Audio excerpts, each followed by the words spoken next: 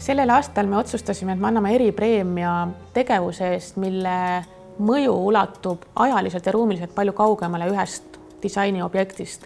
Ja Võru linnavalitsus tõusis esile sellepärast, et väikelinnast hoolimata on sinna suudetud luua väga hästi läbimõeldud ja terviklik avalik ruum.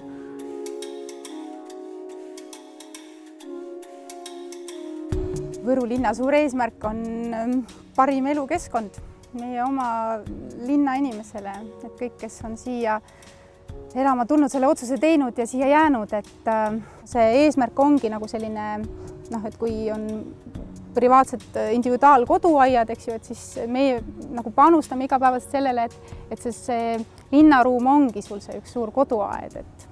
Võru tänavaruum on niivõrd erilise haljastusega, et seal ei ole ainult muru, pügatud muru ja puu, vaid seal on mitmekesine haljastus, erinevad taimed, erinevad kõrgused, sellega on mängitud ja see on läbi mõeldud ja see on nüüdisaegne ja see eristub kõikidest teistest linnadest.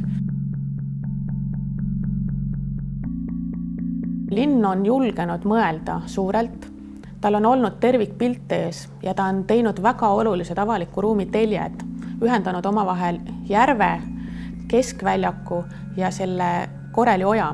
Aegu tagasi voolas siin üks oja lihtsalt ja kõik see, mis me siin praegu näeme, et oli suures võsas. Aastal 2006 sai siis alguse suur plaan, et see ala siis linnaruumiliselt ka lahendatud saaks. Et meil on siin välifitness ja õueõppeklassid ja haljastuskontseptsioonina sai idee fiksina lukku liigniiskele alale sobiv paju. Et meil on ta ka Koreli park, pajupark. Liigniiskele alale hästi sobiks murakad ja valguslahendusena teadsime, et Jõhvis on jõhvikad, punased sellised valgused ja siis, et meil oleks murakad, aga kohe, kui need siia terrassi peale paika äragi said, siis oli juba kuulda, et need hakati kohe nagu apelsindideks kutsuma ja nii jäigi. Et nüüd meil on omad apelsinid. Positiivne on selle juures see, et sinna on kaasatud linnakodanikud, sest eelmise aasta Koreli oja istutustalgud, kus oli 400 inimest. See mastaap on suur, isegi suuremate linnade mõistes.